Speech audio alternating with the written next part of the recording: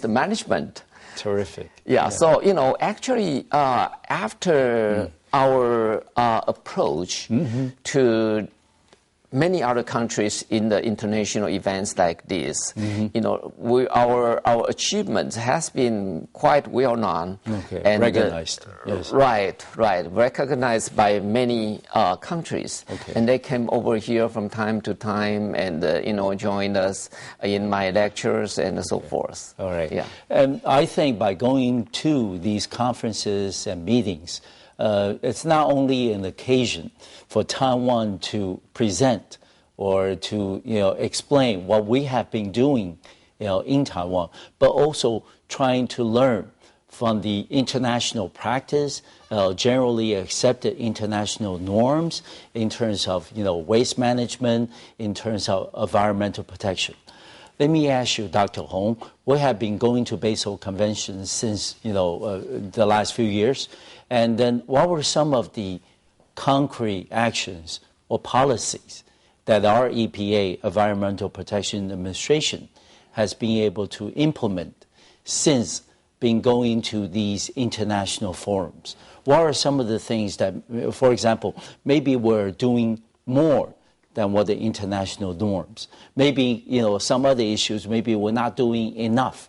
What are some of the examples that you can share with us? Yes, we are, Taiwan is not, of course, not a signatory party of the Basel Convention. But even that, we follow the Basel Convention protocol very well. Okay. We are actually one of the good examples for carrying out the Basel Convention protocol. Okay. And we follow, almost step by step on the requirement listed under the Basel Convention.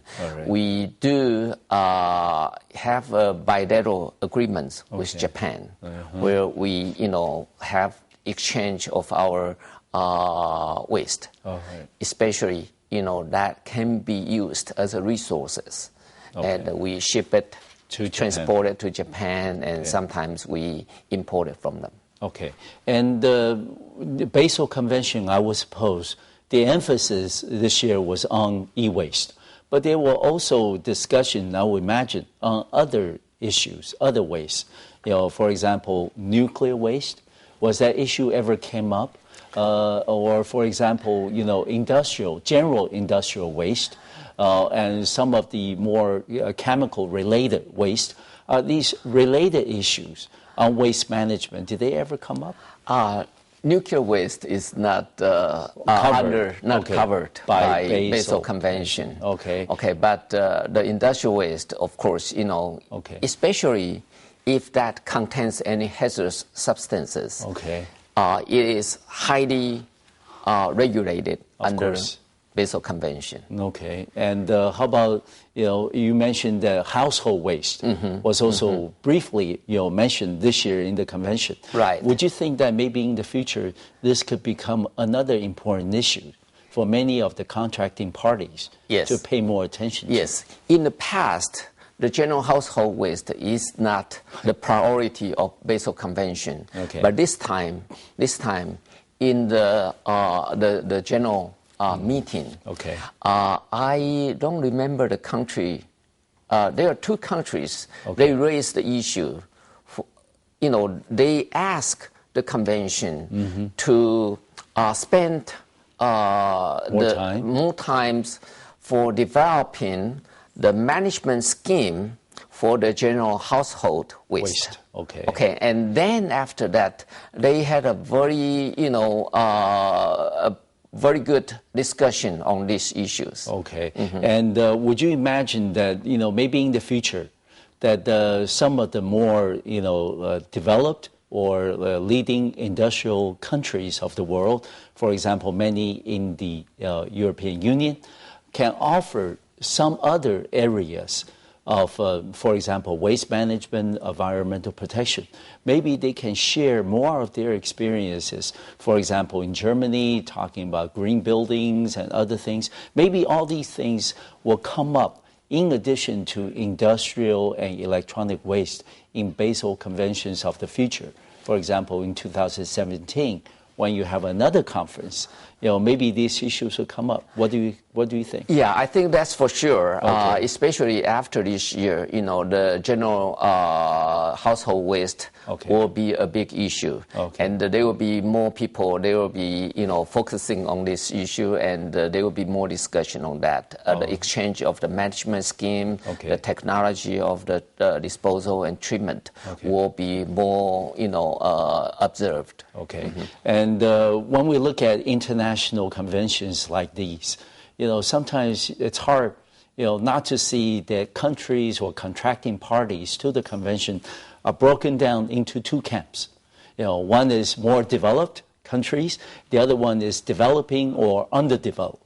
But do you think that conventions like this can really help these countries around the world try to bridge their differences, whether it's in terms of, vision, in terms of technologies, or in terms of, ways of doing, ways of thinking about these issues? Do you think the forum offers the opportunity for the two camps to be together and really narrow the gap? Yes, of course, because, people are joined together in the discussion, and when they discuss it face to face, they will have more understandings to each other, and they will know the needs exactly, from the other side of the countries, and they will be able to provide what is, actually needed from the other side. Yeah. All right. And finally, before we break for another on the program, is that Dr. Hong, what is the general reaction and position of countries in Asia? All right. For example, you talk about China. Did China have a representative going to? Of course. Of course. Yes. Okay. What was their position on some of these issues? They are quite active in this convention because, of course, we all know that China has been developing quite rapidly and quite well in the past few years, and in the international, convention like this, they are joined it, and they also made a great contribution to the convention as well. Terrific. All right, we need to take the final break on our program. We'll be right back.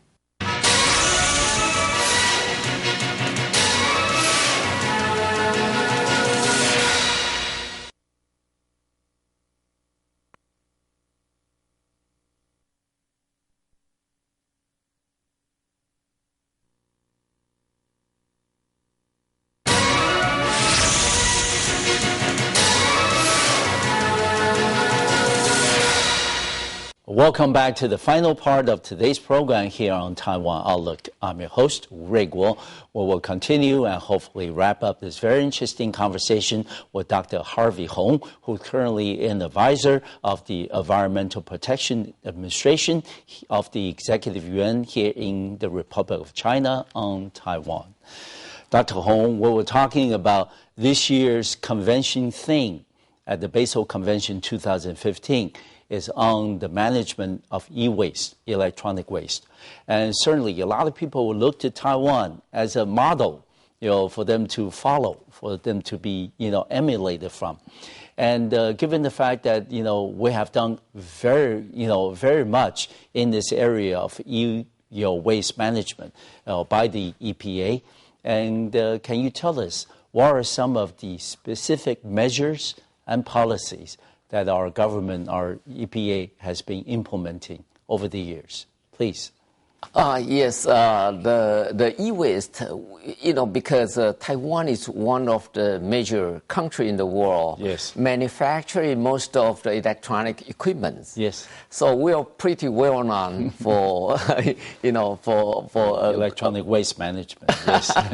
So, we started having this e-waste management program quite early. Okay. Even in 1997, 98, we had started managing this e-waste, electronic and electric waste. Oh, okay. Okay, including not just the computer, but also the air conditioning, the refrigerator, battery cells. Yeah, all these together. Right. And the way we are doing it, like I explained to you, the financial motivation. Yes. Is a key. And sometimes, when you are facing all this stuff, you do not have enough financial motivations. So in Taiwan, we have developed this 4-in-1 program that we charge upfront to the manufacturers and the importers a certain recycling fees. And we use that fees to subsidize for the recycling. Okay, so in that case, for those things that is not originally having the financial profit will become profitable in the end. And this is also, one of the story that I share with the audience in the Basel Convention, that how we are managing it, because, they are worrying about having all this waste collected. Yes. And nobody want to spend money to treat it. Because, you are not able to recover what you spent. Yeah, but in Taiwan, since we have this system here available, we use that to subsidize the recovery. And the beauty of this program is that that money is not coming from the taxpayers. No. Okay, it's coming from the manufacturers. So it doesn't cost the government or doesn't cost the taxpayer anything. Okay, good. And what will be, in your view, what would be some of the challenges ahead? For example, maybe one day the fund may not be enough to recover and manage the waste. If the EPA suppose raises the fees, and would there be resistance from the industry people? We have a free committee. They're joining it, they're also part of it. From time to time. And they're supposed to have a reserve, under there to make sure that these are safe operations. And they meet, on a regular basis, and they evaluate it, the reserve on the fund. So this has been going quite healthy. All right. And in terms of education, especially educating the consumers, about once your computer has been used over 15, 20 years, then, do they have enough information or education, know what they should do with that old, outdated computer? Yes, we do have a lot of program to educate it. People, the general public, even from the elementary school or the kindergartens. But, I think that is very important. But if we add it on with some financial, subsidies, like if they recycle their computer, the old ones, to the recycling systems, they will get some encouragement, incentives. Incentives. Then they were most likely to do it. And another issue I want to discuss with you is, Dr. Hong, on the Partnership for Action on Computing Equipment, which is PACE, P-A-C-E.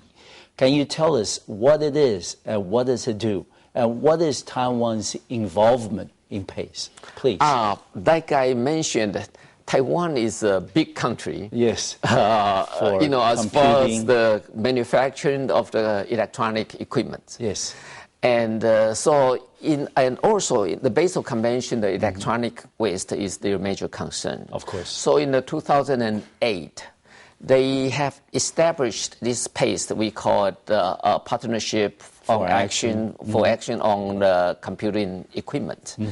And they're trying to join together the government, the major industry leaders, the NGOs, and the academia together for discussing how to reach the environmentally sound management of the computing equipment. And of course, Taiwan is one of the major countries under this So we have joined it in 2008. And during the past several years, we were only joined it. We also contributed, what we have done here and share our story.